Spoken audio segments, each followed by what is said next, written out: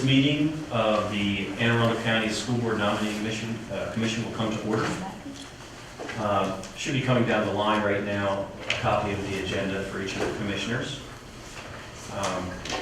Commissioner Hammond has emailed the minutes, Secretary Hammond has emailed the minutes to everyone last night. There was some discussion via email about those this morning, which he adjusted and sent back out about an hour ago.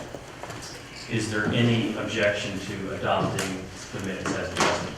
Mr. Chairman, prior to doing that, I'd like to make a parliamentary inquiry, if I may please, under Robert's Rules of Order, Rule 33. Okay.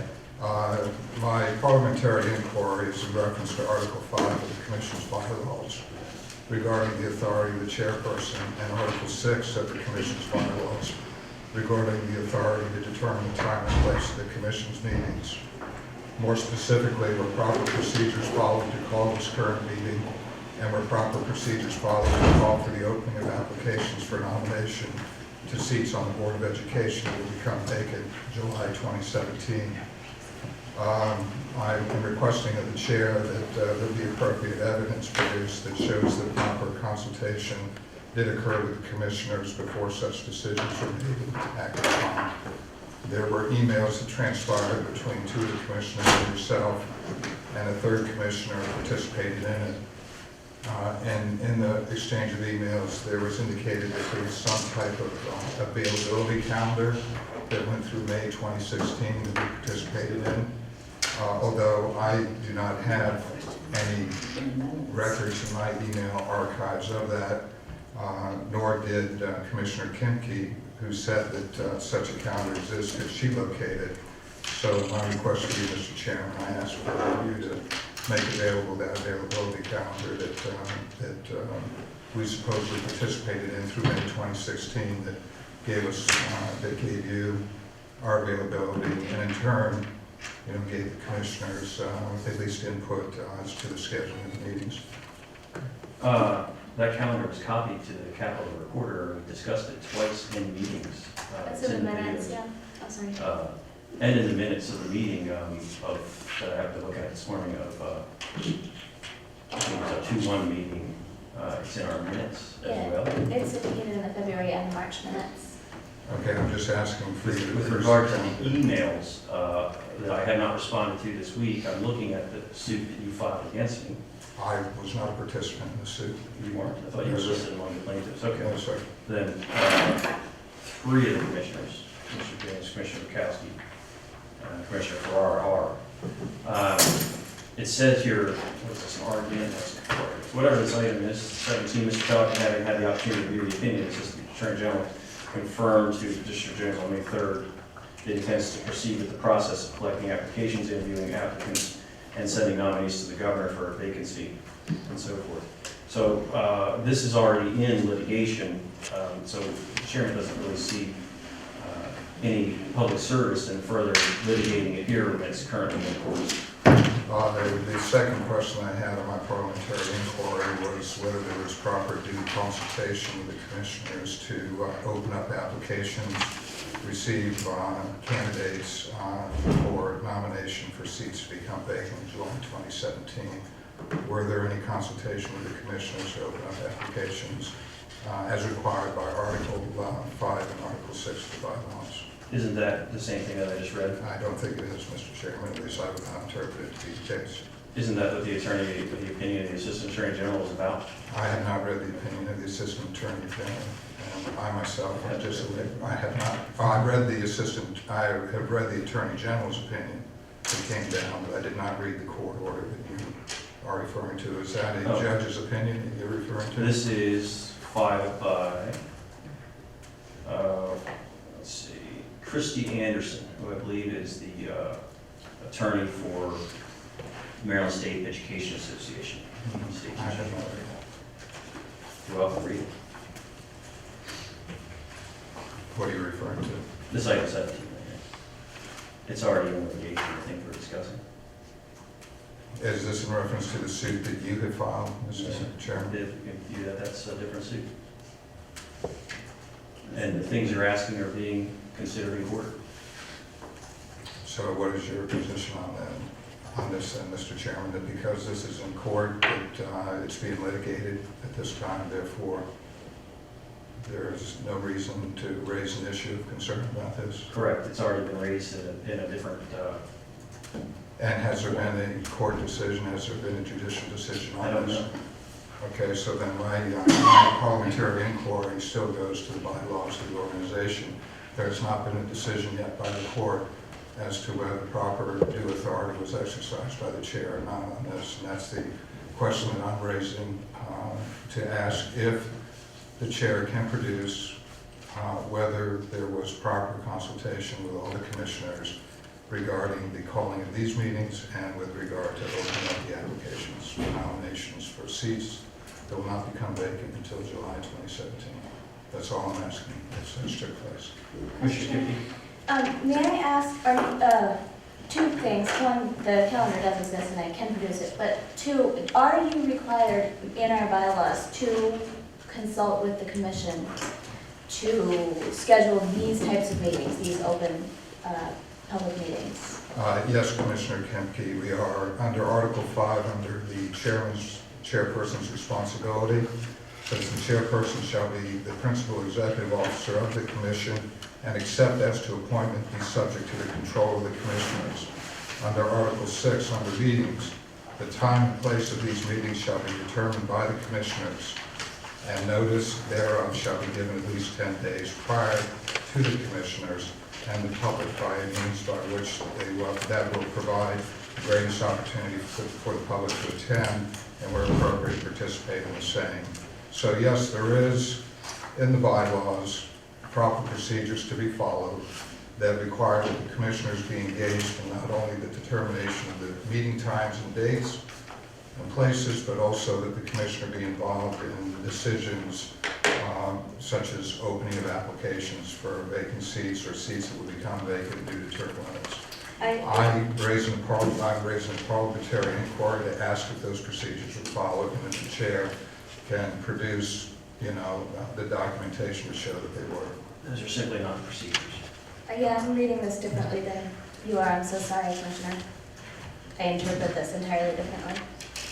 It says, you cite half of the sentence or sentence about the meetings, in a paragraph. Article 6 meetings begins with the commission shall have regularly scheduled, there's a copy of that portion highlighted, meetings as required to conduct affairs of the commission. These meetings shall, and again highlighted, be in addition to and not in lieu of the public meetings as required by the code, which is what we're here for. The time and place of these meetings shall be determined by the commissioners, and notice thereof shall be given at least 10 days prior.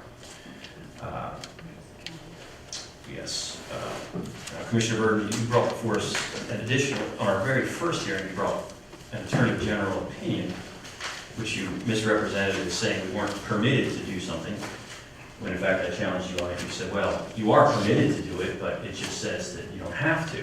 And I think you're engaging in the same behavior here by choosing portions of a section and applying them broadly in a manner that you might prefer. But this is not what it says, and the matter has already been brought to the courts, and any difference that we have in interpretation of this is being decided in the courts. Well, then in that case, Mr. Chairman, don't you think it would be appropriate that we do not proceed with these proceedings until the courts render their decision to be sure that we are in compliance with our own bylaws and with the laws of the state of Maryland, under which this commission is duly constituted? I do not. Mr. Chairman, Yes, ma'am. would it be appropriate then to make a motion to suspend the rules if the commissioner feels very strongly that we are in violation of the rules? A motion to suspend the rules.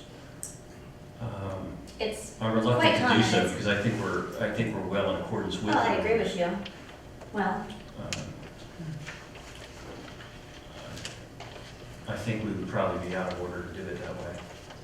Well, Mr. Chairman, given where we're sitting right now, I'd like to exercise the privilege not to waive my right of notice for this meeting as provided for in the bylaws. Furthermore, I'd like to raise a point of order under Rule 23 of Robert's Rules of Order, asking that the chair immediately conclude that this unauthorized gathering immediately conclude the unauthorized gathering of the school board nominating commission and suspend any further actions to accept applications, review candidates, and make nominations to the governor for selection of individuals to the Board of Education for seats that will not become vacant until July 2017, and until such time as proper procedures according to the commission's bylaws are followed for the calling of such a meeting and opening of applications for nomination to the Board of Education. I'm requesting a ruling from the chair. Is that not verbatim what this lawsuit is requesting? I believe Requesting that might by be word for word of the lawsuit you said you didn't read. Mr. Chairman, under Robert's Rules of Order, I requested a ruling from the chair under a point of order that this meeting be concluded because it's, in my opinion, it's not authorized by the bylaws, nor is the proceedings of this meeting authorized by the bylaws, so I'm asking for a ruling of the chair. The chairman rules that it is in accordance with the bylaws, and your right to waive with regard to proper notice, which you mentioned. If you read that carefully, it says, the attendance of commissioner at a meeting shall constitute a quote waiver of notice, also highlighted. Which article? I'm on Article 6, page 5 of the bylaws, fourth paragraph under Article 6, waiver of notice, which again, you mentioned that the chair answers to the commissioners, but under the duties of the chair, you didn't mention that one of them is to notify the commissioners of meetings, which by technical tendency, which was done. So again, the thing you're citing is in reference to a chairman's failure to notify commissioners of the meeting, which isn't the argument. That's not. You're arguing that this meeting is improper for other reasons than the notice, but no one can make you vote for anything. So I understand if your attendance is not something you want to be doing and you choose to be here anyway, that's entirely up to you. But it isn't the same as a waiver this issue is a waiver of notice. Yes, it is. Well, I believe it is, Mr. Chairman, and my issue is that the chair did not properly consult with all the commissioners on the proceedings, nor on the meeting dates for this particular meeting. That is the issue that I'm raising. And Mr. Chairman, I would repeat that you're not required to consult with us about the dates of such meetings. The chair, you read your ruling, Mr. Chairman? Yes, sir. Okay, I wish to appeal the ruling of the chair to the Audit Commission for a roll call vote. Mr. Byrd, could you speak up a bit, please? It's difficult to hear over here. Certainly. The chair has ruled against my point of order. I'm appealing the chair's ruling to the full commission for a roll call vote to either sustain the ruling of the chair or to overturn it. And as I understand Robert's Rules of Order, a vote of yes is to sustain the ruling of the chair, a vote of no is to overrule the ruling of the chair. Do I have a second? I second. I was just going to ask if Commissioner Byrd can restate the motion, not the one for a roll call, but it's pretty short and easy for me to capture, but I was unable to capture your full motion there. My apologies. I requested of the chair, under a point of order, that the chair immediately conclude this unauthorized gathering of the School Board Nominating Commission and suspend any further actions to accept applications, review candidates, and make nominations to the governor for selection of individuals to the Board of Education for seats that will not become vacant until July 2017, and until such time as proper procedures according to the Commission's bylaws are followed for the calling of such a meeting and opening of applications for nomination to the Board of Education. That is the ruling I requested that the chair made. The chair has chosen not to make that ruling, so I'm appealing this to the full commission for a roll call vote to either sustain or overturn the chair's ruling. Can you cite your location in Robert's Rules of Order where you see that this is a ruling of the chair? So I don't know if I'm under R for ruling or list of motions at all.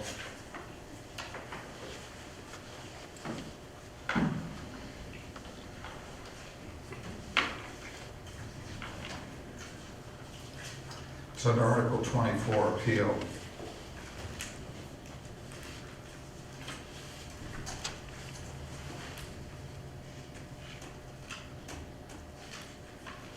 By electing a presiding officer, the assembly delegates to him or her the authority and duty to make necessary rulings on questions of parliamentary law, but any two members have the right to appeal from his decision on such a question, by one member making or taking the appeal and another seconding it. The question is then taken from the chair and vested in the assembly for final decision.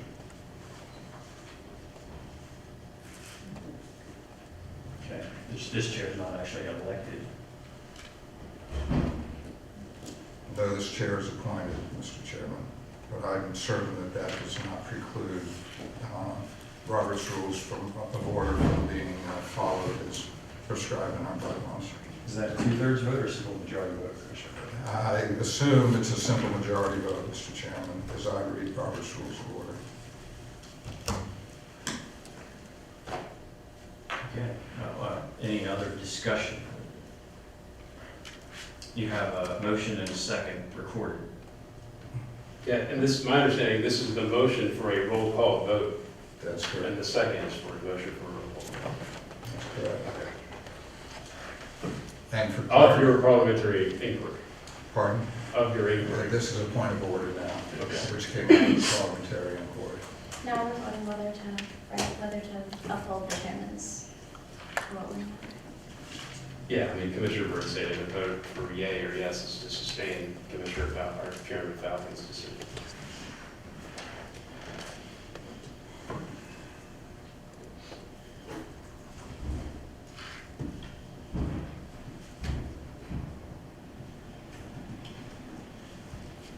Before we go to the vote, I have a question then for discussion. As I said from the very beginning, this is something that's already in court. So we have the potential of voting no to the appropriateness of a meeting that the courts have not, in spite of the fact that the attorneys have made their case, I believe, that the courts have not said is inappropriate. Is that the outcome that could occur?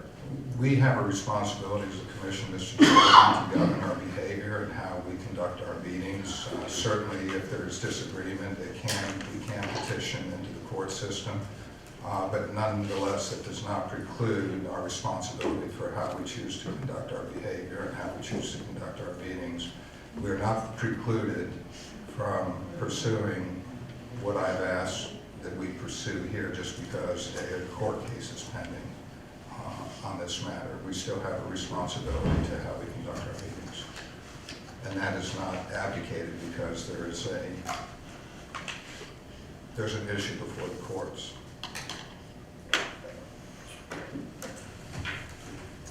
So this is a motion to have a roll call vote. This is an issue to appeal the decision of the chair. And I've made the motion for that decision to be appealed to the commissioners.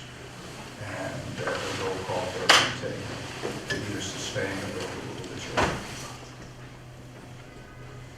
I think I just want to be clear then. So are you making a motion that we have a vote to sustain or overrule the chair, or is this your vote to decide to not have a hearing? The motion is very clear. It's off a point of order, Mr. Chairman. You rendered this decision. The decision that you rendered was at my request for you to make a decision. I disagree with your decision, so I'm appealing your decision to the full commission. The decision of the commission by roll call vote, as I requested, will be to either sustain the chair's ruling or to overrule it. A yes vote would be to sustain the chair's decision. A no vote would be to overrule the chair's decision. Okay, so the question is to uphold the chairman's ruling that the hearing is appropriate. That's correct. That the call of the meeting was the setting of the meeting dates, the calling of the meeting, and the proceedings of this meeting were all appropriate according to the bylaws, which are the issues that I raised in my parliamentary inquiry and now which I'm raising as a point of order. Do you want all those things as part of the question? I've already given that to the secretary.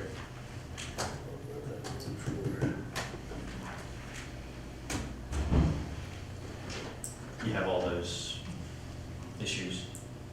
Yeah, well, I have the original issue the Commissioner Burton brought up is the parliamentary inquiry, which is then moved into a point of order.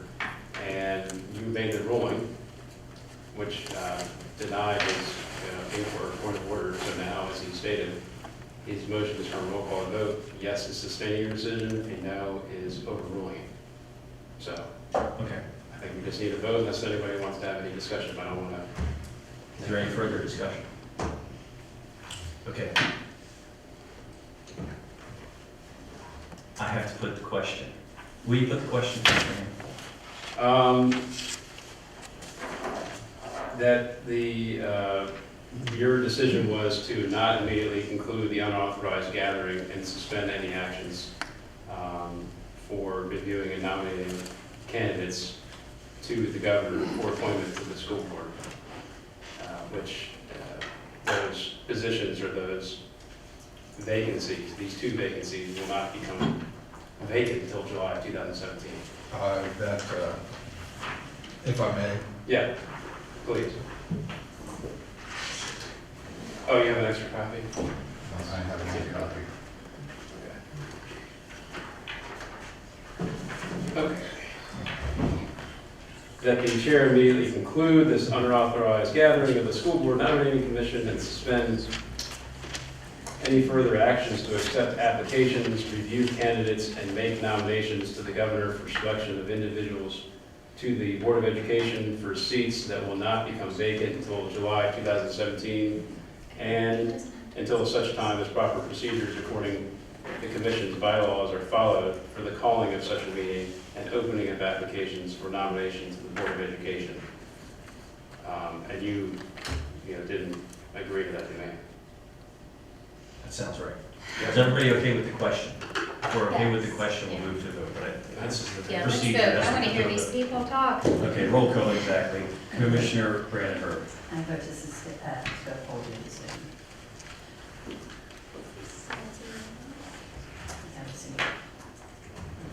Is there an objection to using that language? Uphold or not uphold the decision? It's a yea or nay. It's a yea or nay. You can, Yea is uphold? you can say yea, sustained. It's very long. So it's on the record. Okay, sorry, yeah. Okay, Just wanted to make sure I wrote it right. exactly. We all do. Commissioner So move it Bukowski? along. Commissioner Bird? No. Dixon Proctor, absent. For Commissioner Ferrara is Acting Commissioner Bob Ferguson. Nay. Commissioner Gast. Yes. Commissioner Hammond. Yea, sustained. Commissioner Jones absent. Commissioner Kipke. Okay. Commissioner Maynard. Yay. And the chairman's going to vote yes. So the motion carries. The chairman's ruling is upheld. Thank you, Mr. Chairman. Okay. Thank you. Then back to the agenda. That was under the approval of minutes. Is there any objection to adopting minutes? I know they weren't that good. Seeing none, the minutes that Commissioner Secretary Hammond has emailed us will be adopted by unanimous consent. The next is the chairman's announcements, which will be brief. They're just, all the chairman's going to be, there are procedures for the presentations. That's not all we're going to read, actually. I just want to thank everybody very sincerely for being here.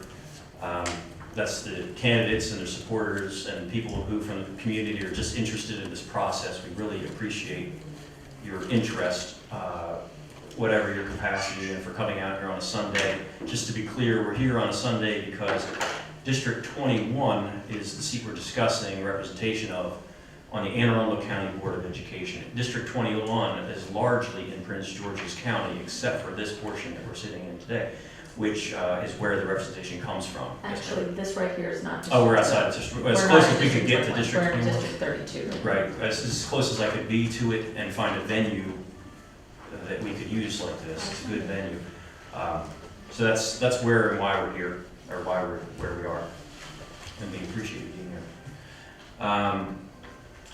The chairman always points out that in this process, we see a lot of really excellent candidates, and unfortunately, just to maintain the integrity of the committee, the commission, we can't send forward all names. So it's a competitive process. We have a lot of great candidates, and we appreciate every candidate.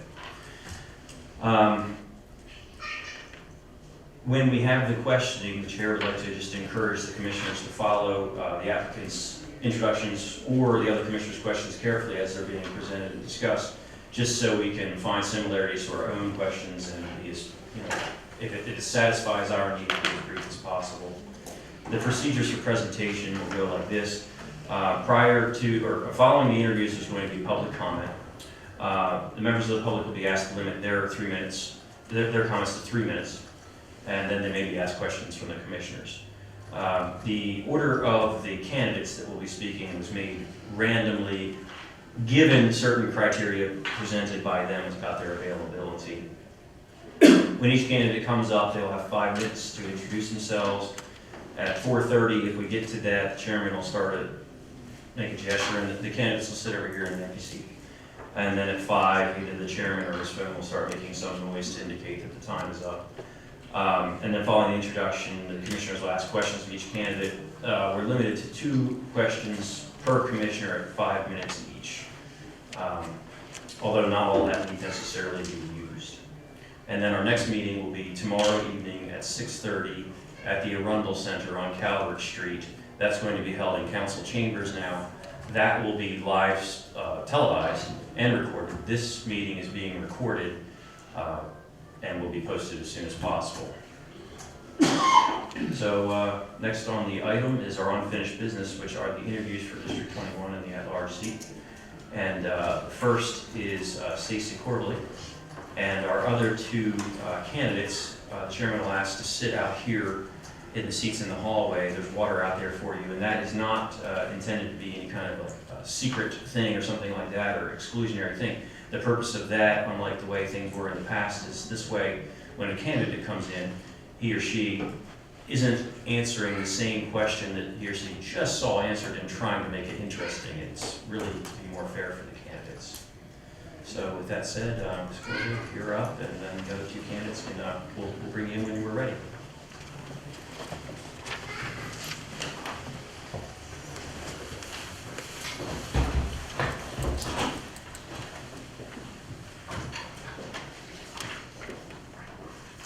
Okay, whenever you are ready, I'll start when you are ready.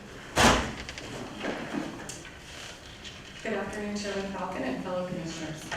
Thank you for taking time out on Sunday afternoon to interview candidates for the 2017 Board of Education vacancies. For the record, my name is Stacy Corbally. I'm a resident of District 21 and the current president of the Board of Education. I was appointed to the board in 2012, and about a year later, when Dr. Maxwell resigned, Ms. Brandenburg and I began inheriting these words. Our message was simple: we are in Arundel County. Prior to that time, there had been much division in our county. The superintendent versus the county executive, the county council versus the school board, and so on. No one talked across the aisle much, or if they did, the words weren't always pleasant. Like parents who argue all the time, Ms. Brandenburg and I knew that divisiveness wasn't good for our children, specifically the 80,000 children who attend the Arundel County Public Schools. We embarked on an effort to build bridges between the school board, the superintendent, and the county council. We broke bread together. We exchanged cell phone numbers. We talked and we listened. Together, we changed the environment. And like management consultant Simon Sinek says, when you get the environment right, you can do remarkable things. We embarked on an economic impact study. We hired 2 superintendents. And we brought all 4 of our unions together with the board to talk openly about our concerns and to seek common ground. We became a high-functioning team. And after nearly 30 years in the workforce, I can tell you that high-functioning teams are hard to find and they're even harder to replicate. After all, in business, we're taught that you get rewarded if you're willing to sacrifice others so that you and the company can gain. And when individual team members are focused on what matters to them instead of the reason why their team exists, the team is eventually doomed. If we are still in Arundel County, then I implore you to keep the why at the focus of your decisions this week. Ask yourselves why a school board exists. Is it to request and pass a budget that strictly aligns with the political will of its funding authorities? Is it to create policies that reflect what the grown-ups in the room want? Is it to be a training ground for those who wish to run for higher office? I believe our school board exists for one reason and one reason alone: to do its best and right for the 80,000 children who attend Anne Arundel County Public Schools. I encourage you to do what's best and right for those children too, as you deliberate which candidates to send forward to the governor to serve our great county. Thank you. Thank you. I'd like to go first. We usually we do the wave back and forth. So who wants to go first? Commissioner? Ken, you want to go first? Great. Thank you again for coming in.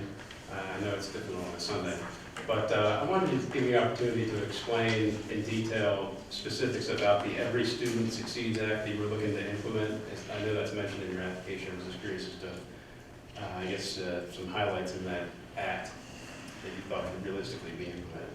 Well, the Every Student Succeeds Act is replacing the No Child Left Behind Act, and we're in a transition year. 2016-17 is going to be our transition year. A lot of what the federal government's trying to do is remove itself a little bit from their involvement in public education and allow the states and the local education authorities to make some decisions with regard to, for example, like teacher evaluations, the testing that we're doing. Some of that's going to come down to us in the state. Some of it will be pushed down to the locals. I'm going to training next month in Washington to learn more about it and figure out what our role is versus the role of the state MSDE. I have a sort of maybe too much in the weeds question, but it was in the media recently in the Capitol about I guess there was a recent decision by the school board regarding having students more opportunities to make up certain assignments. And I curious as to have you explain why that decision was made and the benefits, and why those benefits trump the negatives of not passing such a policy. We're actually reducing the number of reviews that you're allowed to have. Right now we have a policy it's our grading policy. It talks about a lot of different things. But one of the things we were hearing from the students and from parents was that depending on what school you were at, your child might be allowed to redo unlimited amounts of times. You could also redo things, maybe you got an assignment that was a 95 and you were trying to get the 100%. Maybe you started at a 70 and you wanted to get to the 100 and you could just keep redoing until you reached that top score. Other schools, the teachers were limiting the number of redos, or they might be limiting when you could take a test or redo a test. So maybe you got the 95 and a teacher was saying, no, you can't redo it. So we had a matter of equity across the county. If every student, particularly at the high school level, is allowed to redo things unlimited numbers of times until they get to that 100% at one particular school, but at another school they weren't, then imagine when they're competing to get into colleges. One student with the unlimited redo school might have a higher GPA than the student at the school that didn't have that opportunity. So we wanted to even the playing field. We value the opportunity to redo in life. When you turn in something to your boss, a report, there's a typo, you typically are allowed to take it back and fix it. So we want to give our students a chance to master concepts, get some remediation, try again, but we also want to be fair. So that's what was behind that policy. Okay. I have 2 questions, so I'll pass. Thank you. Thank you for coming. Appreciate it. Have you ever used, I've seen throughout some of the applications addressing the teacher shortage. And I'm wondering if Arundel uses the residential teaching certificate at all. I'm not familiar with the residential teaching certificate. The residential teaching certificate was passed several years ago when I was serving on the State Board of Education. And it's taking people who graduate in the College of Arts and Sciences, for instance, not in the College of Education. It takes people from other fields. It takes, considers people who are recently gotten out of the military, have taken classes and so forth.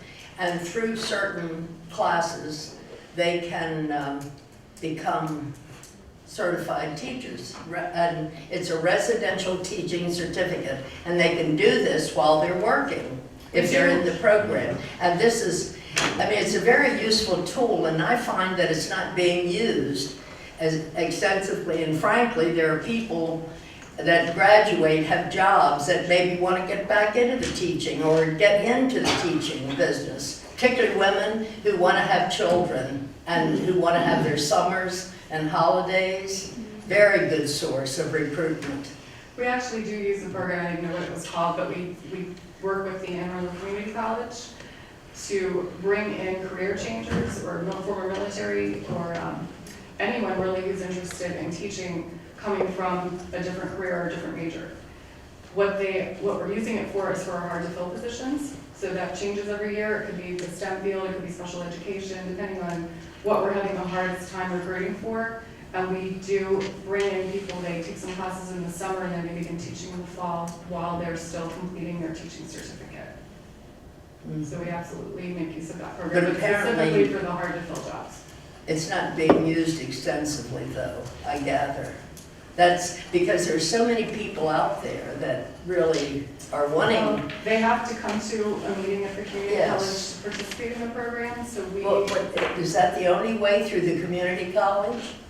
we have referred, our human resources office refers students to them to go to an orientation session. That might be something you want to look into more, because I think that you would find other sources other than, say, through referral in the community college. But anyway, second question, with tight budgets, and you've gone through a few now in the school system, where have you suggested reductions in the program aspect, the operational budget? We, just last year, we asked Dr. Arletto to delay some of the implementation of his EEE program, Enhancing Elementary Education. I think by this point in time, this particular year's budget that we've just requested, we would like to have originally had it spread out across the county. And so we've asked to slow things down like that, or hold back on some further expansion of our magnet programs that we would like to do. So that's in terms of programs. What about, I've heard some teachers talking about using a selected textbook for 1 year. And you know how expensive textbooks are, of course, and then disposing of that because they found something better. I heard some teachers testify before the Board of Education that they thought maybe we could reduce our budget. We're offering too many programs in the schools. Now, this is a teacher coming from the current, I think they were from Annapolis High School, as I recall. Can you address that at all? I guess it depends on what we want as a county. I think our county is known as a county where we provide schools of choice, and that's what we're known for, compared to Howard County that is more of a community-based school model. If it's the will of the board and the will of the superintendent to pull away from that schools of choice model, then yeah, it could absolutely reduce programs. But I don't think that's really where we want to be in terms of marketing in Arundel County to folks that want to come live and work here. I think we attract folks here because we have those schools of choice and those opportunities, including our charter and contracts. What about textbooks? Textbooks is something that the board does not get involved in the selection of.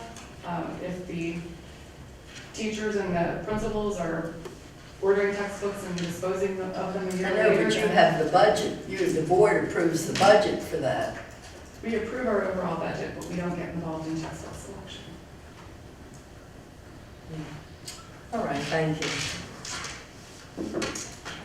My name is Susanna Kilby. I'm the district lead and Representative, and I'm curious to know, we have a little boy and obviously another one on the way, so my thoughts are all about preschool. And there's, as you probably know, a lot of new research coming out about sort of the detriment of academic preschool for kids long-term and all of this. So my question is, would you support, it's been proposed over the years, would you support mandatory preschool?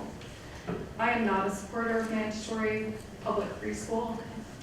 As a mother of 4 children, I actually left my job to stay home with my kids when they were preschool age, my younger 2 were preschool age.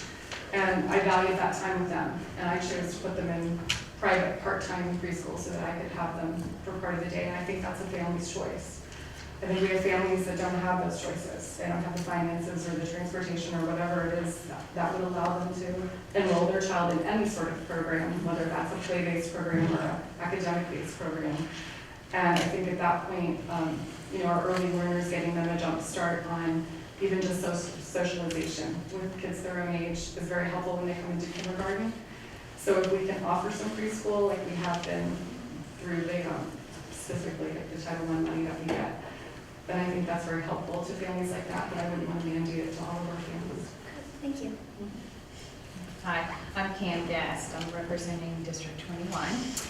And I wanted to ask you, I know one of the functions of the Board of Ed deals with a growing segment of the population that is still under the auspices of the BOE, which is the homeschoolers. And I know you're responsible for getting the evaluators that do the annual reviews for them.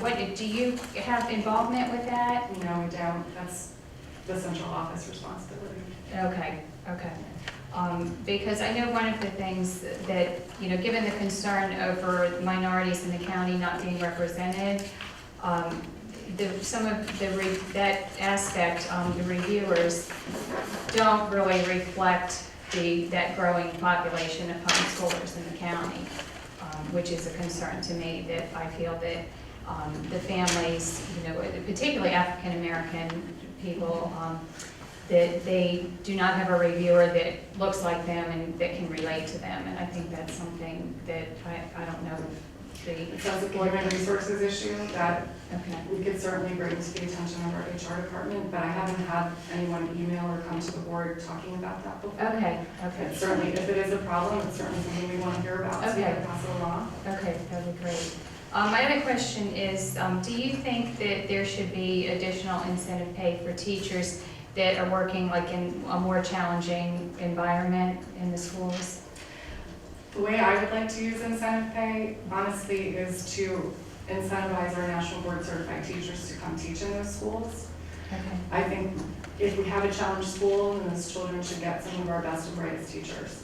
And right now, it seems that the folks that are getting that national board certification are the ones that have the time to pursue that and the support from their school and the staff at their school. And a lot of times they end up staying in our less challenged schools. So I would like to use an incentive pay to bring some of the best and brightest over to those challenged schools. And like, what would be an example of a way to recruit people or bring people?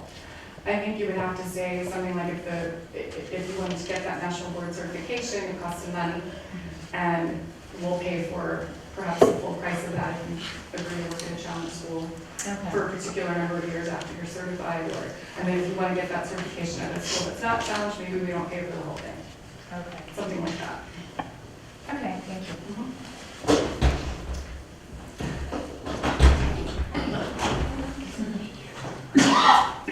I guess we'll just switch.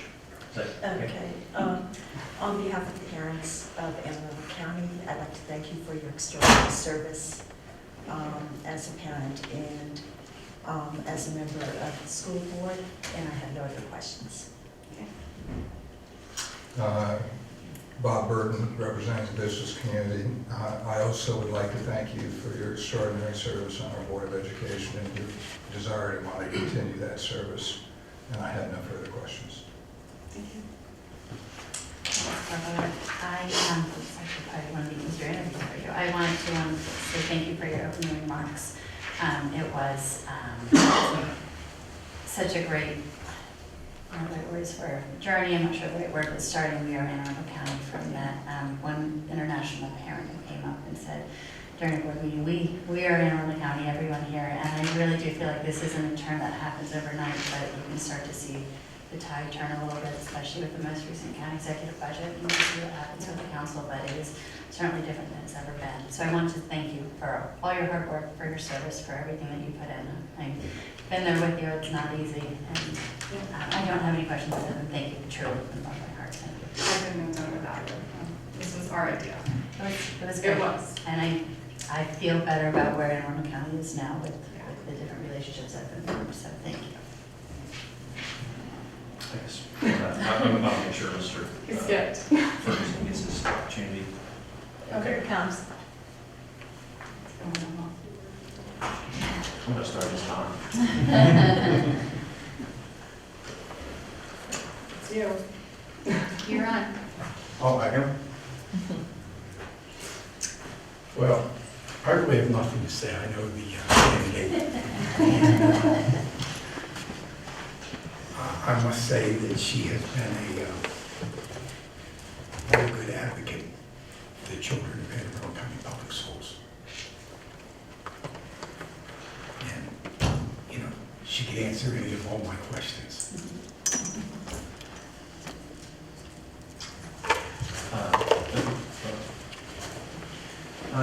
I'm just curious, the issue of incentives, Commissioner Gass asked about incentives, and you brought up challenge school pay.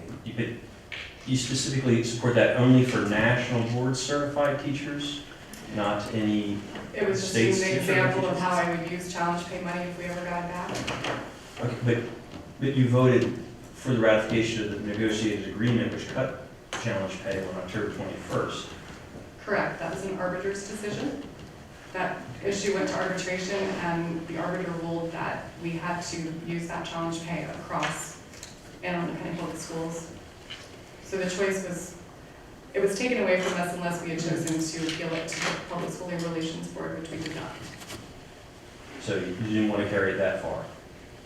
You could have appealed it. Both parties agreed that that probably wasn't the wisest thing to do. And then I always ask, actually, I asked in a similar way to what I just asked you for Mrs. Ward. How do you do research? You're asking me, an English professor. I have to say, for me, my research on the issue starts with talking to people and listening. If there's something that I'm not familiar with, I want to go to the expert, I want to sit down and find out, learn as much as I can. I also look at research from our think tanks, try to look at both sides. I look at, I go into databases that I have access to, and, you know, pull academic research, read Ed Week. That's an issue. And Both research sides team. think things and Absolutely. databases. Okay. And I look at Brookings, Heritage Foundation, depends on what the issue is.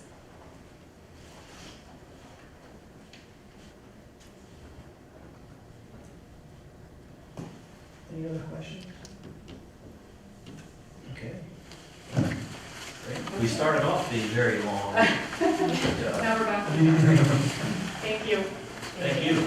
And you're, of course, welcome to stay in the room now. Okay. You said that was, this thing is just the way to hopefully make it better for each candidate.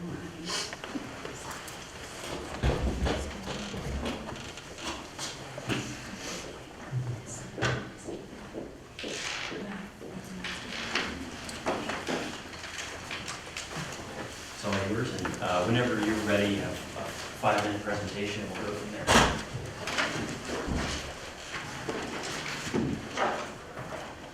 I'd just like to begin by saying thank you all for your time, for coming out on Sunday to interview the candidates. My name is Tracy Parker Warren.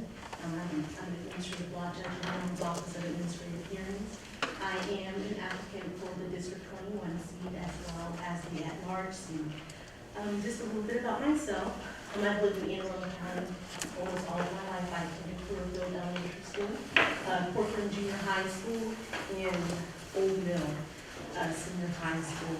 I attended Morgan State University and University of Baltimore School of Law. In fact, I lived here in the Russets for some years before my family and I relocated over to Odenton. Some strengths I think I bring to the board: my legal background, understanding of adjudications, my work at the Department of Veterans Affairs, the Office of General Counsel, and understanding policy making, my background there, my strong community roots, my grit, my willingness to really show up and do the hard work that's needed as a board member, and not just to be a seat warmer. My record of community service, I think, shows that I'm willing to put in the time and do the work that would be required as a board member. I'm dedicated. I'll be there, ready to roll my sleeves up. I'm ready, willing, and able to collaborate with the other board members. I'm just ready to put the hard work in. And at this time, I'm ready to progress any questions that you might have.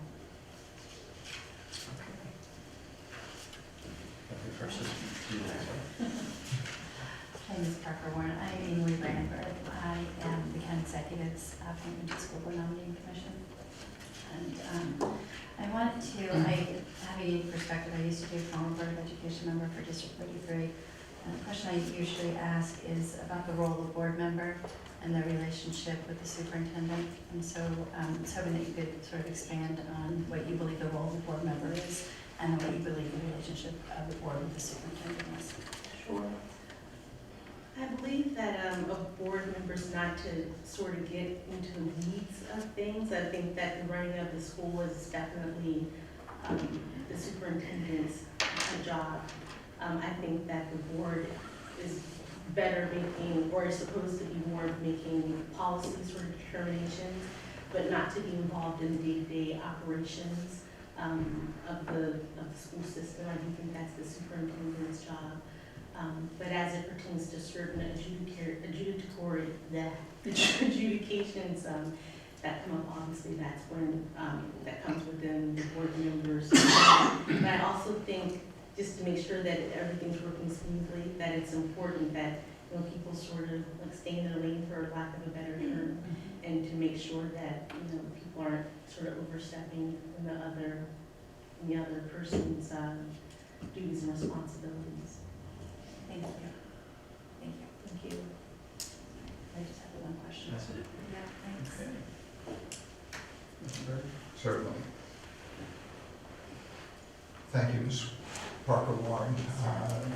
I'm Bob Burton. I represent the business community, and I just want to express my thank you for your desire and want to be of service to our students and the families here in Arundel County, and I have no further questions. Thank you, sir. I'm Pam Bukowski, and I'm representing the parents of Anne Arundel County. Thank you for stepping forward. I have no questions. I'm Bob Ferguson. I represent the Administrators Union. And definitely I'm a little biased about how you perceive unions. What I'd like to know is, can you identify what the 4 unions are and what they represent? I would be totally frank, no, I cannot. I know that there's a teachers union, but beyond that, I would really be paddling, so I won't waste your time doing that. I Okay, cannot do all right, that. thank you. Thank you, sir. My other question would be, how do you view the union's participation in the Anne Arundel County Public Schools?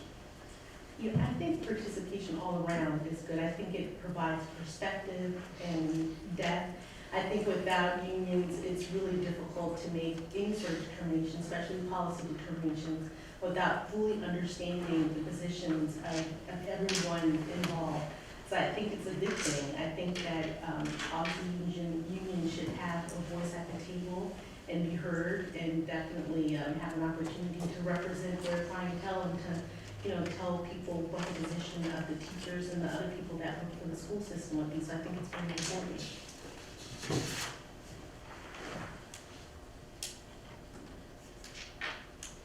That's it. Thank you, sir. Hi, I'm Cam Guest. I'm representing District 21. And I have two questions, and they both relate to your 3 goals. The first question, recruit quality staff and provide competitive salary and benefits in juxtaposition to budgetary constraints. Explain that a little bit to me, because that's just such a fine line, Sure. you know? So tell me some ideas you have for that. Oh, I'm really glad you asked that, because I was thinking about, even talking about that as an intro, but, I think that community partnerships and just collaborating, I think is so important.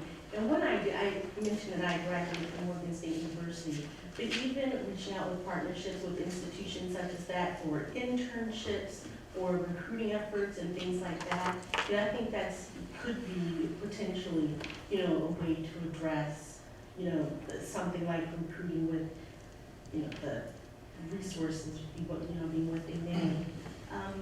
And I also think, recruiting at HBCU like Morgan State University potentially, could have, a positive impact perhaps on having a different perspective on how to address things like the achievement gap and, some of the students that we might be talking to as far as employment is concerned. Like maybe, they had similar issues that some of the students in Arundel County are having with the achievement gap. So that's one thing that I think is a great idea that could work. But just other sort of relationships and other ways to collaborate and make things happen without necessarily, spending the money for it, but maybe, reaching out to someone who has a similar interest and, wouldn't necessarily command the same salary, perhaps. So that's one idea.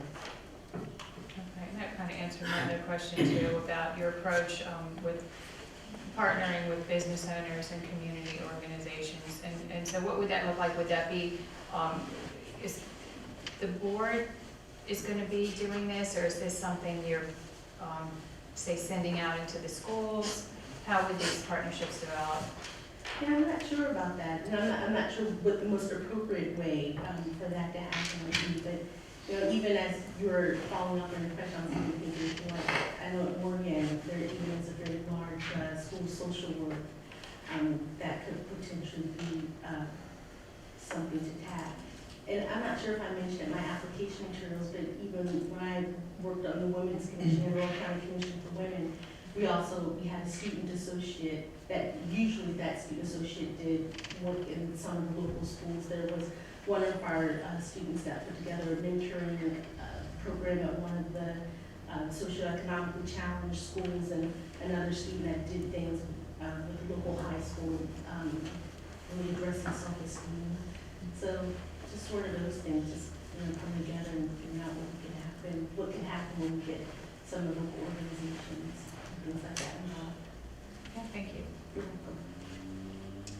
Hi, I'm Susanna Kipke, I'm the District 31 representative, and also on the Anne Arundel County Commission for Women, so I'd love to hear about the mentoring program, but I'll save that for later. My question now is about preschools, and whether or not you would support mandatory preschools. It's an idea that's floated occasionally, I'm sure it'll come up again. Just Sure. curious to understand. So I think preschools are a great idea, an awesome idea, but I'm always skeptical when I hear the word mandatory. But I do think it's something that should definitely be encouraged, something that we should move forward. But when we use the word mandatory, not knowing how that might necessarily affect all the families in the county, maybe counties where there's like a single earner or mom that doesn't want to get the child there and back, maybe the child goes to a family operated daycare center. I just would want to make sure that we cover all the bases to make sure we're not actually thinking that we're doing a good thing, but it negatively impacting some of the things in the county. But preschool, I think, is awesome, definitely something we should move toward for sure. Thank you.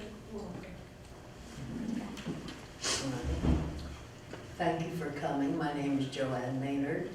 I certainly was impressed with your distinguished resume.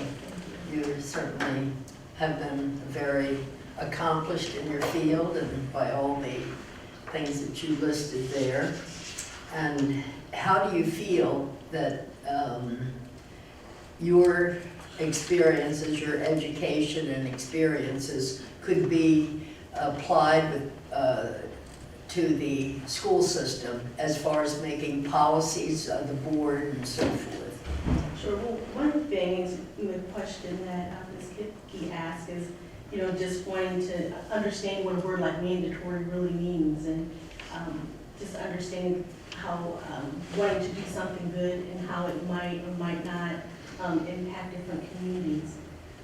Wanting to be sensitive about how policies really affect, people, even when, this is the target, this is what we want to happen, and making sure that that's, actually what we're moving forward. And how does my education play into that? I think just understanding the way things are written when we're using words like should or shall or must in legislation and policy making, and things of that nature. Being involved in that process on the federal level, working at the Department of Veterans Affairs, I certainly think it could be useful. In your journey along life, have you found any working with young people, or even your own experience? Was there something that you wish that you had had in the when you were in the high school or elementary or what have you that we could maybe work on a bit? Oh, that's an interesting question. That was quite some time ago, so what I would say might already be there at this point, but I will say that I think it is important that we're listening to the students and to our young people, and I think that we're definitely doing a better job of that now, but I will say that when I was younger, I'm not sure if there were the same avenues to really communicate with administrators and management as there is now. So that's something I hope that we can continue to expand upon, making sure that, even when it comes to, things like bullying or just whatever it is, that we're making sure that we understand the student's perspective and, what they're dealing with, and that we're understanding their concerns. With looking at your background, it makes me think of programs for gifted and talented students in the schools. I'm a big proponent of that, and I'm afraid at one time they seemed, a couple of times in my experience in education, they've surged, but they've dwindled considerably. How do you feel about that? You might be surprised to learn that when I was a student, I definitely wasn't in a gifted and talented program. I would say that I had some years that were way better than others, and I think a lot of my good years, they were probably because of the teacher. Like I had a teacher that, maybe I really related to, that was really kind and made me, want to do the homework or made me really want to study for a test because maybe I wanted to please her or something like that. But I remember spending some years like, I was very social, especially in elementary school. I remember my mother told me all the time, Tracy, I got a call from your teacher, you got to stop talking in class. So I was quite chatty. So I think that that's important, but I also think that it is important to make sure that we are addressing the full child. Understanding that all children don't have the same, or aren't the same. Like maybe there's a child that could be brilliant, but they're talking so much that they're, not studying for an exam, or maybe a child that they're great in math, but they're a slow reader. So maybe if we, do some tests for that child, maybe we wouldn't think that, what their aptitude is, what it could be. So I think that those are good, but I also think that it's important to make sure that, again, that we're looking at the whole child and not just sort of, putting him in a box and carrying him along as well. That's interesting. Thank you. Thank you. Hi, Hello, sir. Kathy Hammond. I know we know each other. And first off, I want to give you kudos for stating that your background as an attorney brings a positive, because a lot of people have this negative feeling of attorney. Yes. So good for you. I wanted to give you an opportunity to discuss a little bit about your particular background and how that may separate you from other candidates for the school board, and why your particular background is perfect for the school board position. Okay. Well, one thing maybe I'll elaborate a bit upon is adjudications. Like I know that there are a lot of decision making at the school board members have to make. And throughout my career, I've been involved in some way or another with that process, whether It's been advocating for one position or another, or actually being the decision maker. So at the Department of Veterans Affairs, I've been a decision maker for a number of years on all sorts of issues, whether it has to do with how the organization would handle a certain case and what they do with it, or settling a matter, or being involved in mediation for a case, or even as it pertains to certain issues, even making a determination, a final determination on behalf of the organization.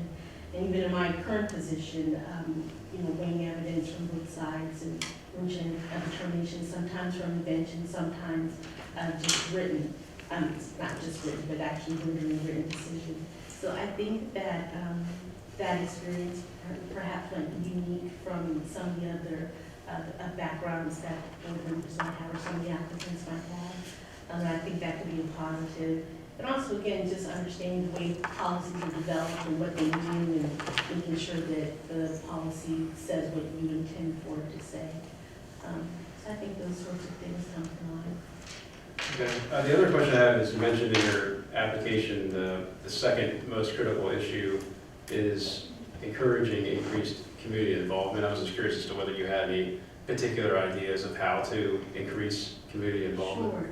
I'd love to see the parents come out more, and I feel like when things are happening, even in the community at large, or in the school, that sometimes you see the same people show up, but somehow being creative, even if it's parents' social life, and somehow just to sort of lure people out of the house and to have them come out and just to be more part of things. And that's something I think maybe sitting at the table with some other folks and brainstorming and figure out how to happen. But I think the more parent involvement you have, the better. So, Thank you. my pleasure. So, as a number of people have said, very impressive background. The grades the indications of all your grades in there are really awesome. Well, in law school, I have to tell you, the greatest motivator in law school is fear. In law school. Well, it worked, I guess. Thank you. And so I'm just going to use that to try to relate this to the public service position you're seeking. I happen to have noticed in public service that there aren't grades. In fact, you have different stakeholders, and you can be working very hard for a majority of stakeholders who aren't maybe very vocal, and a minority of stakeholders are very vocal and maybe in opposition to what you're doing for the majority, I've come to feel. So I'm wondering, in this public service position, how you're not going to have those grades and accolades coming your way very often. How will you measure success? That's a pretty good question. I think knowing that you've done your best and listening to the internal compass, knowing that you're being, genuine, and that you have integrity and everything that you're doing, and knowing that you're doing it for the right reasons. So I think that a large part of that test has to come from, that internal compass, and perhaps some of it comes from, perhaps the people that might speak the loudest or people that disagree, but certainly it also comes from people that you think you're actually doing a good job. And how do you do research? Can you describe your process for researching issues? I think I start by asking questions and jotting questions down. I do a lot of, usually like read up on the background of something, and then I do a lot of Googling, library research, obviously looking at any laws that might be relevant, whether it's COMAR or the different state statutes.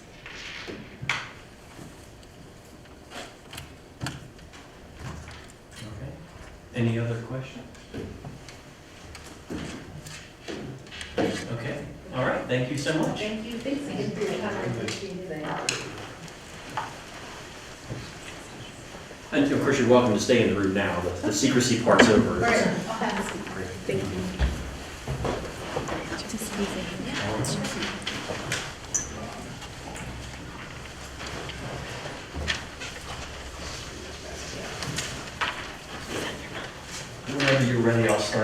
wanted to take a turn.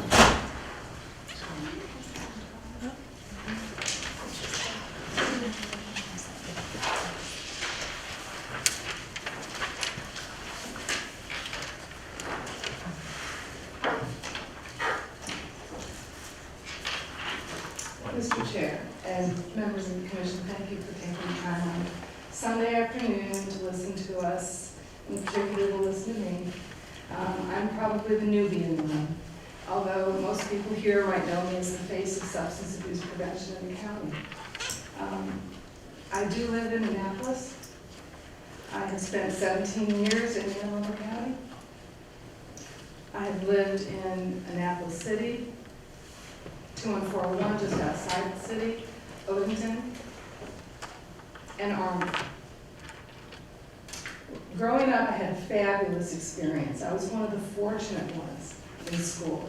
We had an integrated accelerated program in rural town in New York. I was able to take class at Syracuse University in my own high school. It was just a terrific educational experience. I was one of the fortunate ones. Went to a public college, SUNY Purchase, which is an arts school and excellent academics. Graduated with honors, great experience there, moved to New York, danced with a dance company, went to my graduate school at Union Theological Seminary, which is an Ivy League seminary. Had the opportunity to take classes at Teachers College and majored as a master's degree in education and theology. Found myself here in Maryland 30 years ago. Can't believe it's been 30 years. And worked in child welfare my whole life here. Child welfare, juvenile justice, substance abuse. I have consulted with charter schools, non-public schools, even local management boards that are trying to keep services here for children in Maryland. So this at-large seat, I pretty much have worked at large my whole career. And I think now that my children are grown, I have full support from my husband here and many members of the community. You know, fighting heroin is a really hard thing to do, but I do have time to volunteer, believe it or not. So because of my work in the community, one of the main issues, I don't know how you're going to educate youth if they're using substances. And I don't know how you're going to do that if you don't measure how much they're using. This is something that needs a whole community effort, not just the health department, not just the police department, not just various departments who are in their little funding silos all having to report to their grant sources. I work in the community so much, and one of the questions I'm always asked is, what are the schools doing about it? I know you're doing quite a lot, and we're trying to work with the schools as well. But I have, I suspect that we probably could do more if we really paid attention. I am paralegal. Kind of adds another element to it. So I think that another piece that I'd like you to know is that both of my children grew up in Anne Arundel County schools. I've been in almost every high school. My children had very good experiences here as well. My daughter was an IB grad from Annapolis High. My son was in the band at Arundel High. They are both heroin addicts. Okay? They're in recovery. I am so fortunate that I can ask them what was going on in the schools now that they have come out, and I would like to bring that to bear. I probably could say more, but I'm thinking that your questions will focus a little bit more on the role of the board. I don't know what you're going to ask me really, but I'm happy to answer whatever you have to say, given how this started, how this meeting started. I'm happy to jump right in. I don't blame you. You don't blame me for jumping in? I don't blame you.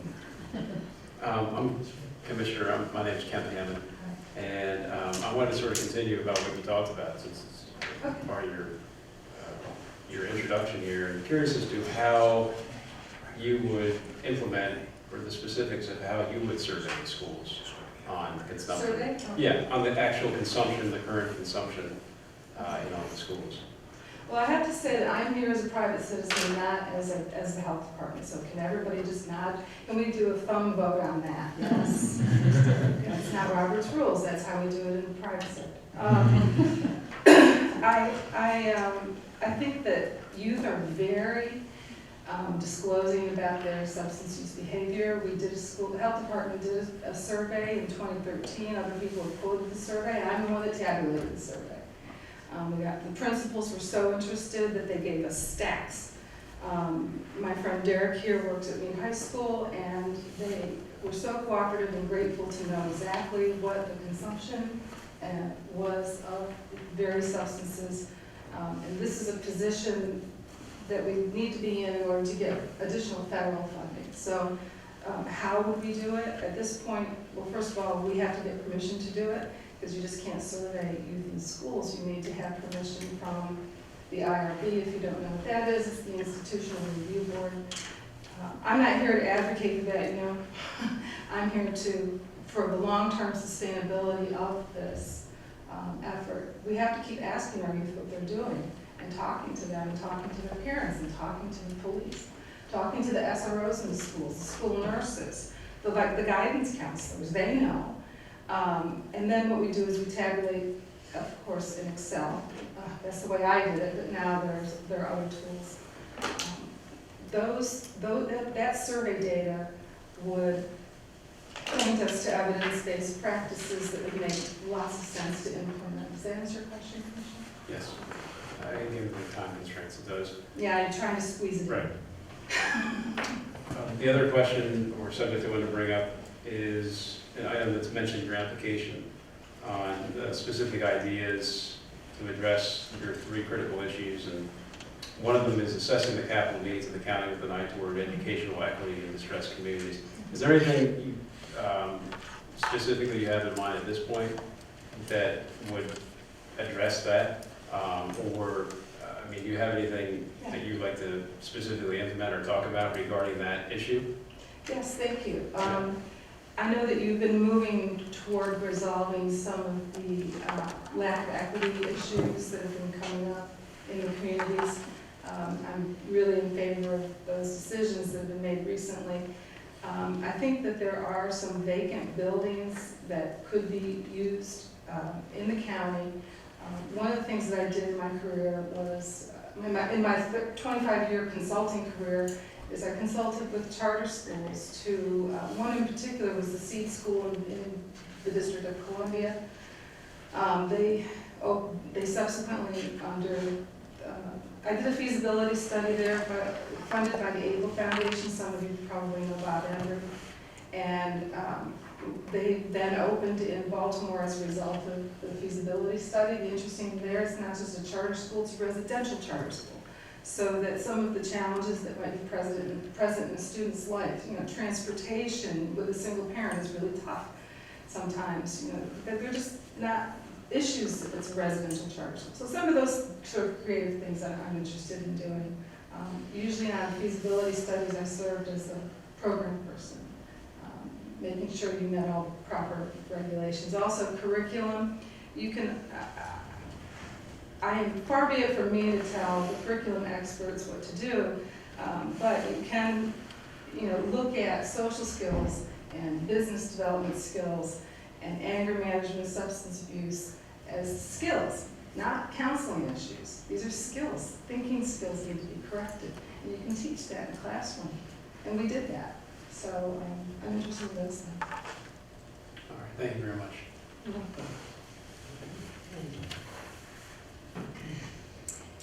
right. My name is Joanne Maynard, and appreciate your coming. I noticed that you have worked in a number of fields, but primarily, essentially youth crisis intervention, substance abuse and all that. Am I wrong? Is that a primary interest, or have you worked more in that than other areas perhaps? Well, I would say yes, youth and families, but right now it's evolved. You have to work with communities. I don't think that you can work with youth in crisis, or families in crisis without involving the communities, including the business community. How would your, you've worked for the Anne Arundel County Health Department? I work for them now, Are you with them now? yes. You are with them, and you interface with the schools? Who do you, how do you do that? I don't know what it is now, but it used to be a very fine relationship between Health Department and the Board of Education here in the county. But how do you interface exactly? How do you do that? Well, I don't represent the health department. I would provide training and support to people who are employed by the health department that seek that out. For example, the school nurses have come to us for training in substance abuse prevention. The guidance counselors, some of the principals, let's see, we sponsor prevention activities in the schools. If requested, we come in and speak. I've been a panel member of the Not My Child panel in the schools. Do you work more with the professional staff in the schools than children themselves? It depends. I've been asked to speak at assemblies, basketball games, But not with individual youth, children? No counseling. We do environmental strategies, so we try to, put, some of the posters you might see around lately are parents who host lose the most, so, I wouldn't do individual work in the schools like a school nurse would, for example. Yeah, and we also train and sponsor SAD chapters in the schools, which are Students Against Destructive Decisions. Every high school has one. I thought you had an interesting statement in here, a quote, I don't know what section it was in, but it says, I possess a relatively current pulse on how board decisions affect Anne Arundel County. Could you expand on that a bit? Well, you can approach decision-making from the board down or from the ground up, and I don't mean the ground, but sort of the grassroots up. And so, at the time that I wrote this, I was interested in the overcrowding of schools, and also the lack of substance abuse coordinated treatment in the schools. I mean, we now have a new grant from mental health. I think that was announced last week. But, the substance abuse matter in schools has really gone down on the priority list since, say, 8-10 years ago. And so that does affect the youth. There's nowhere for them to get help. All right, thank you.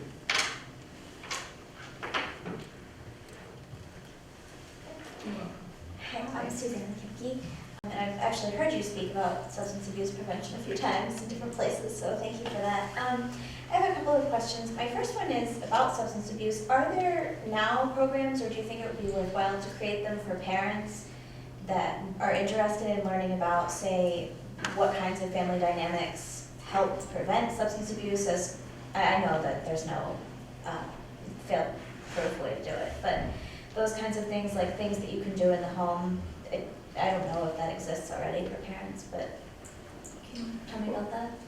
Well, there are programs that exist, but not on a systemic level.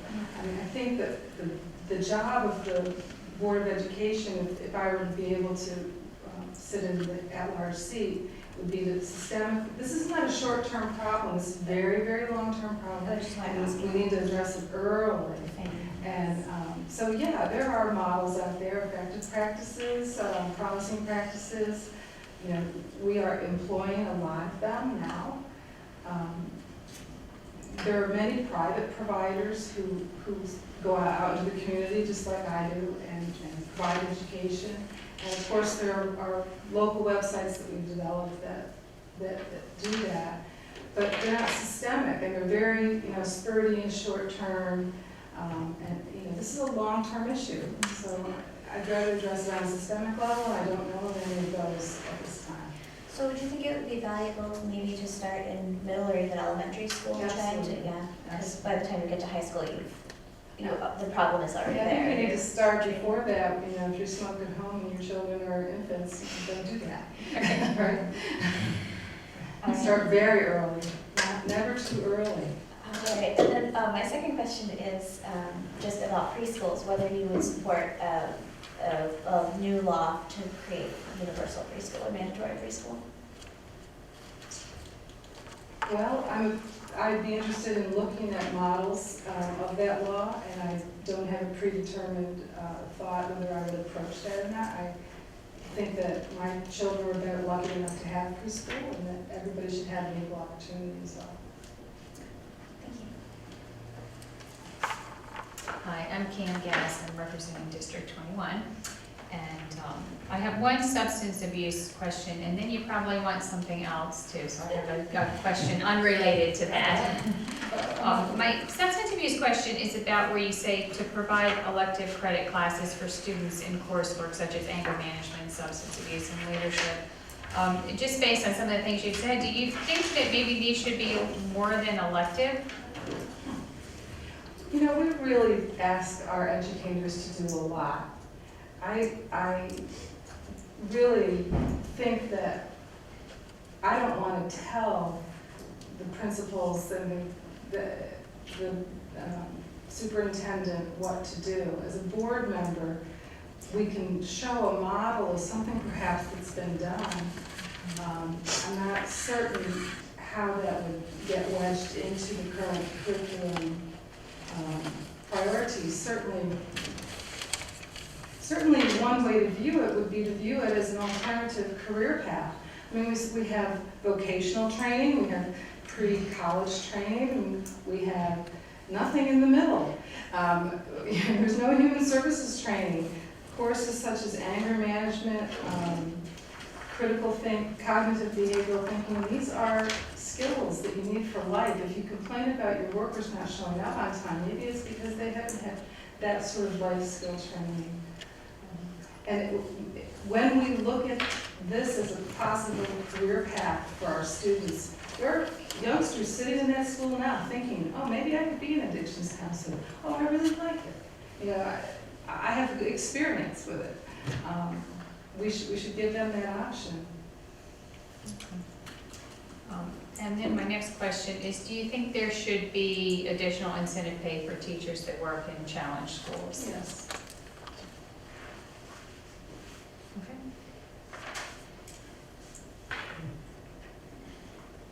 I'm Bob Ferguson, and with the Association of Education Leaders. Thank you for coming out, but I don't have any questions.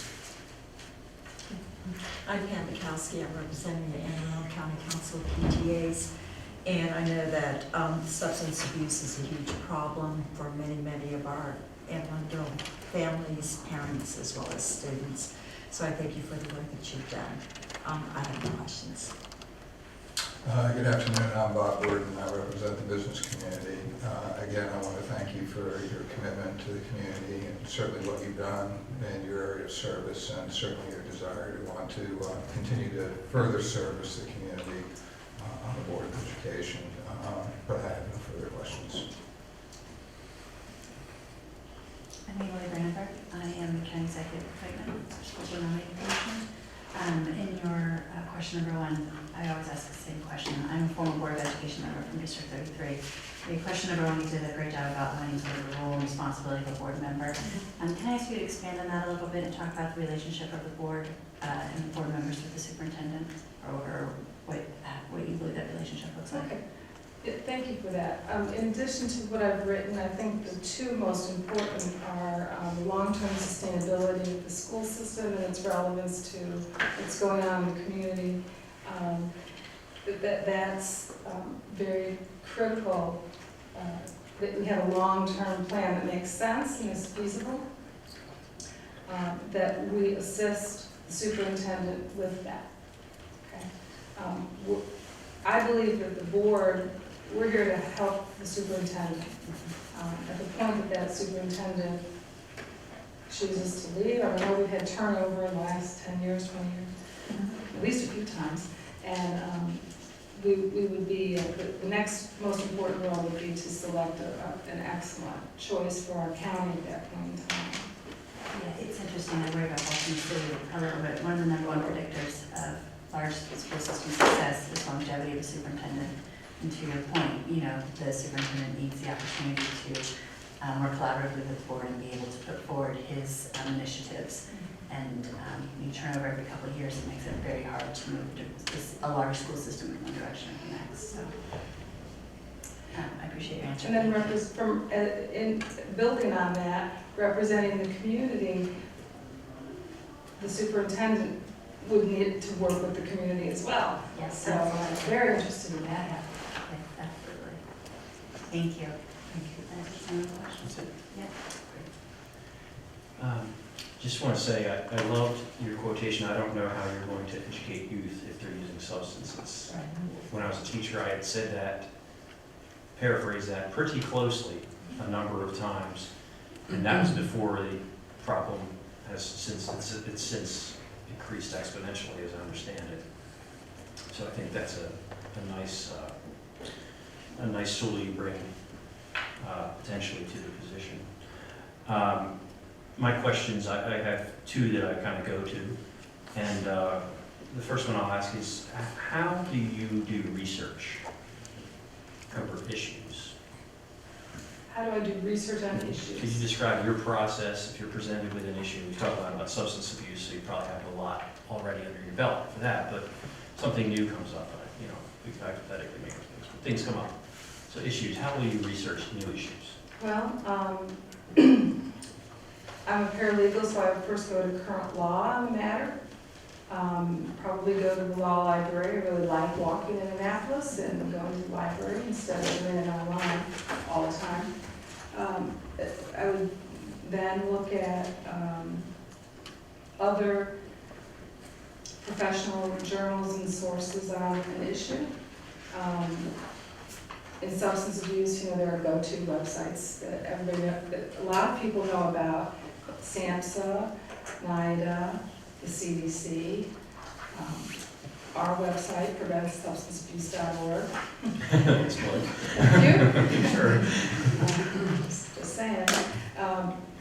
And then, in addition to that, I think it's ridiculous to make a decision in isolation. You really need to work with and interview and do group work and some kind of discussions with the constituents who would be affected by the decision that you're making. That's proven to be very successful in some of our work in the community. So they can tell you things you haven't made it through research yet. So I would go out and talk to people. And then I guess because we're working in the board setting, I will work with my colleagues to share that information, get alternative views, and try to anticipate. You know, I'm really big into the logic model method, you know, if-then statements. We do a lot of if-then statements to make decisions. But I guess we wouldn't be at the decision-making point if you're just asking me about research. So that's how I would do research. Okay, good. And then my second question is, how will you know if you're doing well? If you were to be nominated and appointed, Well, how would you know if you're doing a good job? how would I know if I'm doing a good job? Well, I guess I would know that by whether the mission and vision of the board is being achieved through the strategic plan that it had developed. I'm making a lot of assumptions here. That there are metrics defined, there are outcomes that are defined. Usually boards have that, or the boards that I consult with have that. So you look at defined outcomes, not inputs? Not inputs? Yes. Some people measure doing well by what they put into things. I know. I pretty much am available and I work all the time. Ask my husband, sir. Yeah, I think you have to work smart. I mean, you can put less time into it if you do your research up front and strategically hit. It's going to make the most impact. So yes, I'm by outcomes. Okay, any other questions? All right, thank you very much. Thank you all. Thank you. See you out there. item on the agenda is public testimony. I think we have some people here for that purpose, and we'll get to everyone, so how we go about it is sort of at the convenience of the folks who want to speak. We do a 3-minute speaking, and then questions after that if there are any. So there's a 5-minute break. Is there any objection to a 5-minute break? No. Seeing none, we'll have a 5-minute break.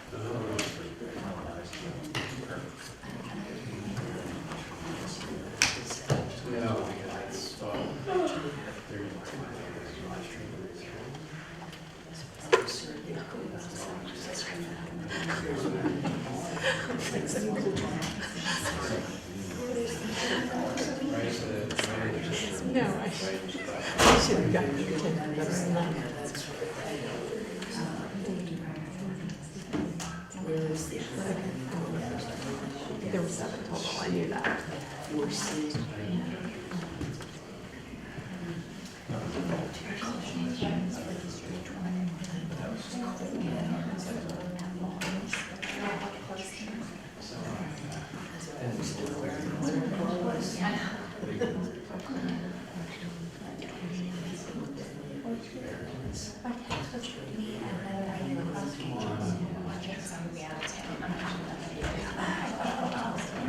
Sorry, I didn't realize.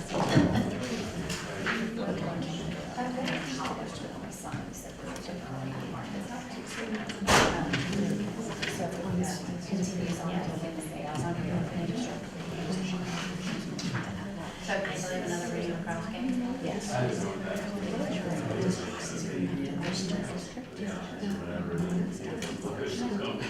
was all yesterday, and I'm going to sign up at 20 for 1 o'clock.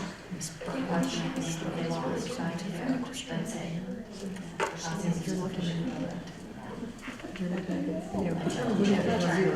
You want to be looking at something else, right? But it is very clean. So today.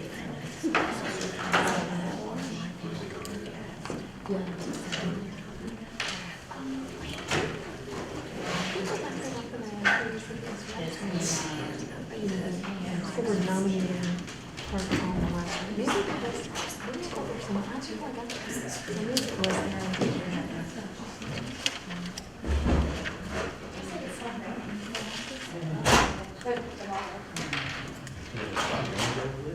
Yes, just a minute. I just want a little bit, yeah. I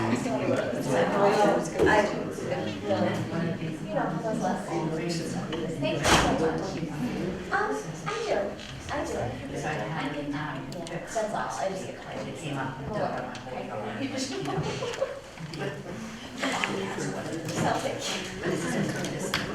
Figures will leave you outside of my life then?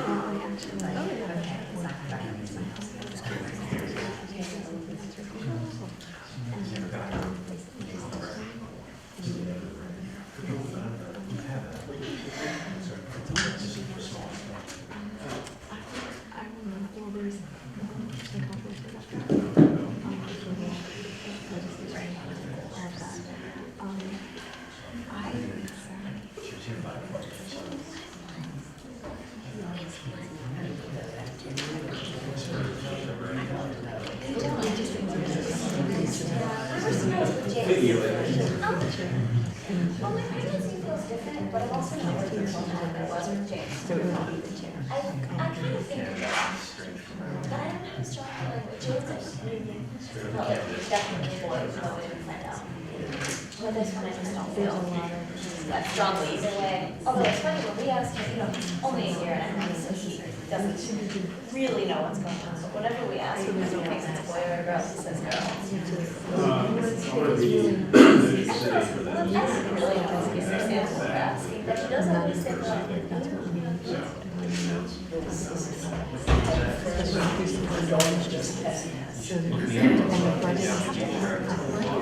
Are you down there? Yes. I told you that. I know. Am I back?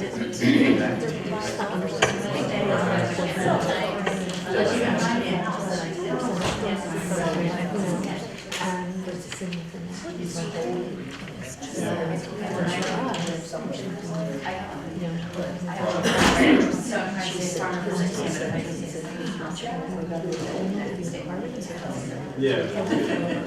Or like this. Yeah, exactly. So you're gonna be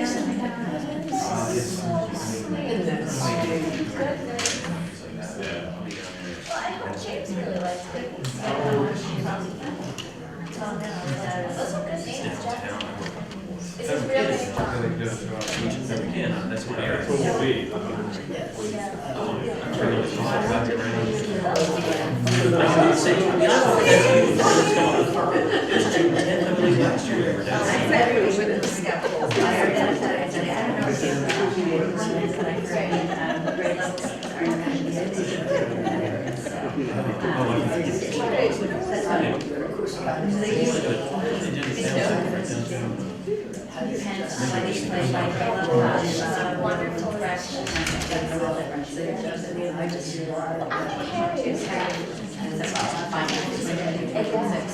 But they're like clubs, you can do clubs by age, you can do clubs by grade, like 6 guys, 7 grade. So it's by grade. Those traditional names are having that.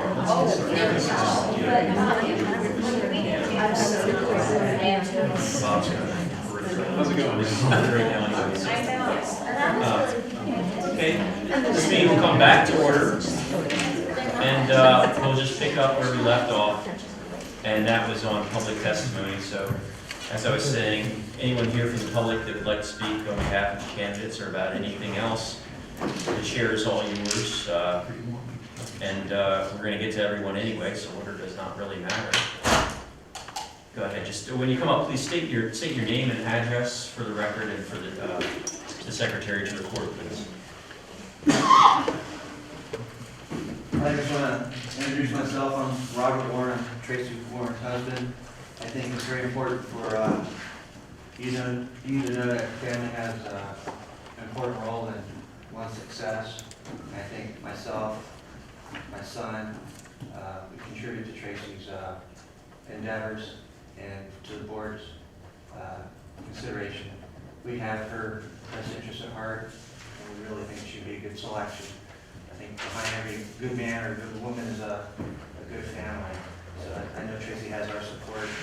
I just ask that you consider her for the next position. And I know for a fact that Tracy has the ability to make decisions. Some of those may not be good, some of them may not be bad, great. But I think the ultimate thing is you have to be able to have the ability to make a decision and not worry so much about the political opinion or the interest of the press and stuff like that. So I'm a firm believer in I want a good decision now versus a great decision later. And she has the ability to make that decision then versus prolonging it out. Because I think she has an internal heart to know that her job is to make a responsible decision. It may not be publicly favored, but at the same time she knows she's following her moral compass and making sure she has to do 100%. And just for the record, 695 Alliance Drive, Arundel, Maryland. Thanks for your time. Thank you.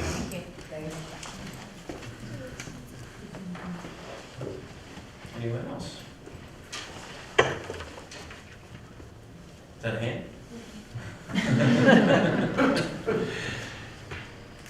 Okay, no further public testimony. Okay.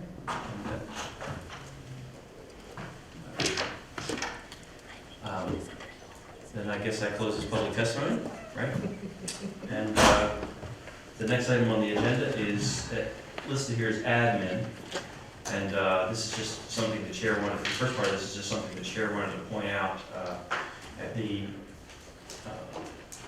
February 1st meeting, we had a discussion about word processing bylaws that we could edit. And since then, we've moved forward with some edits to the bylaws. And I had contacted, no, I'm sorry, yes, it was that meeting we discussed it, and then at the 328 meeting, on that day, I had contacted Michelle Davis of Department of Legislative Services, and she did send me a Word document of the bylaws, so we can now move forward without trying to scan them or something that might lead to other errors.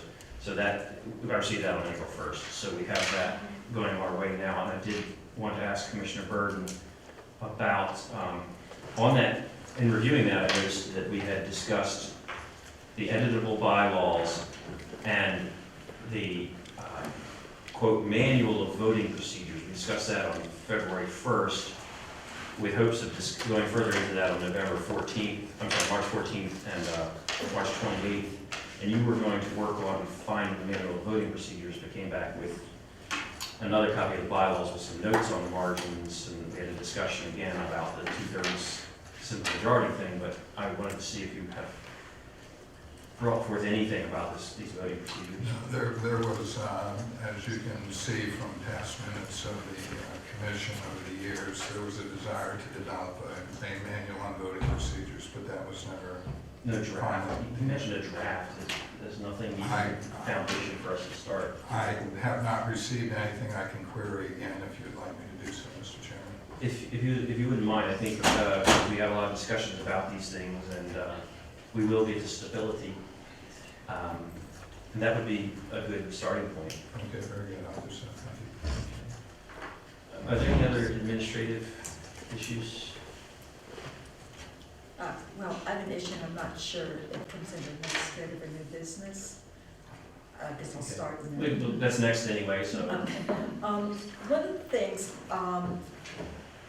that I think I would like to see is that when we have voted on the candidates whose names are to be sent forward, I think it only courteous to those whose names were not sent forward for the chair to immediately send an email, particularly if it's like 11 o'clock at night, to let them know that, At you the know, time of the vote?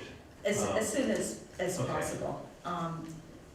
Just so that they're not finding it out, so that they are finding it out in a timely fashion.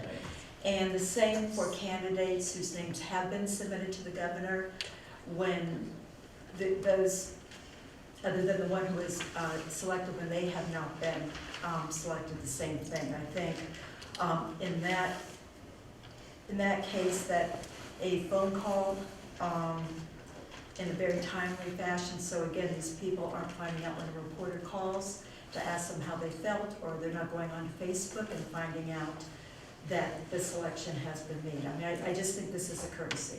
Right, well, there's two selections, right? There's our nomination and then the governor's Right, and appointment. Are you, in the latter one, it sounds like you're describing the governor's appointment. The former, I thought we were discussing our. I nominations. was, but I am assuming that when the governor makes the appointment, that you are notified in a timely fashion. Approximately the same time as the people who get it. Okay, And so, then, I did last round and contacted those who did not right away. but I From the know, governors from that. Now, the other issue of the night of nominations, assuming it's night, that's an easy one. right, okay, well, I just, because I do know that from the round that occurred prior, two of the names that had gone forward were not notified. They got on Facebook, and just, I think once the governor has notified you and has notified those who've been selected, that again, because you're the chair of the commission, that a phone call might be in order. Okay. And then my other point was in the timeliness of communication to the commissioners. From the time that the governor made his selection, March 29th, and I would say within 19 hours, so I'm not sure why we need 400 days now. But when that selection was made, to every bit of communication that's gone out, it has all gone out as a press release. I don't subscribe to a newspaper. The press releases that I receive go to my school email, the ones that you send to Bob Mosher, but I don't access my school email on a 24/7. So again, as a commissioner, I think at the very least, if we can't get a heads up that something is going out or something is going to occur, if you could include us on the same email that the press release is being sent out, so that, you know, we're Okay, aware that it has occurred. I think what I did was, press release I just do as a Word document. And then Bob or someone there converts it to PDF. But what I do to make sure that I'm not going to make an error or typing or even a copy and paste, if I remember correctly, each time, I'm pretty confident this is exactly how I did it in this current press release, was to send it to Bob Mosher. And at some points, I'd also sent them directly to Cindy at the Capitol per her request, just to make it even more timely.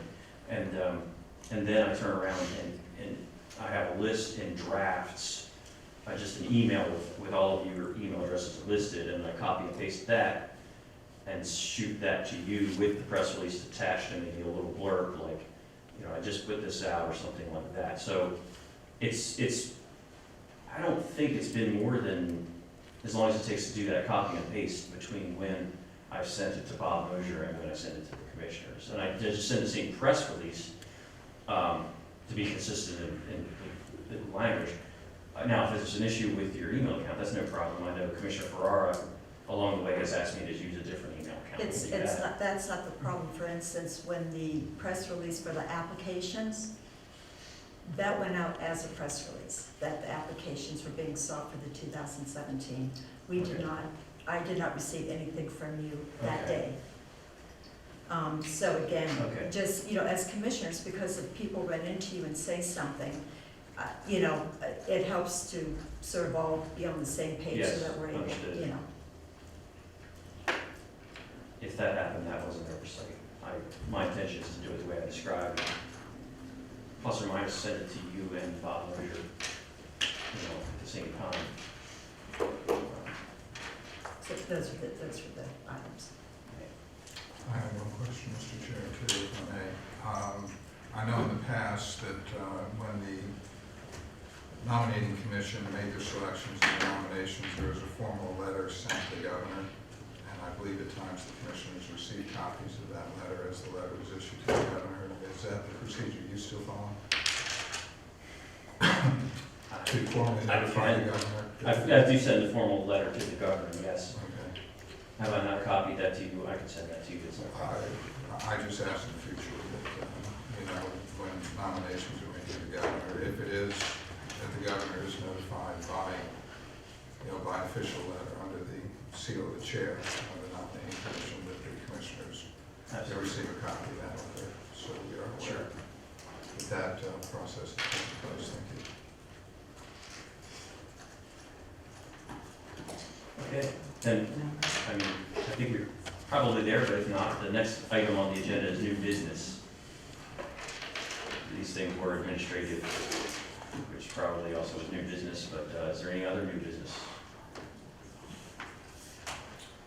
Okay, then, seeing none, the next item on the agenda is to adjourn. Is there a motion to adjourn? I move. Second. You have them? Is there any objection to adjourn? We meet tomorrow night. Yes, tomorrow night, 6:30 at Arundel Center. We're going to be in the council chambers. In where? Council chambers, Oh. televised. All our chairs, so we can do all 11 of us. Seeing no objections, then we are adjourned. Thank you all very much.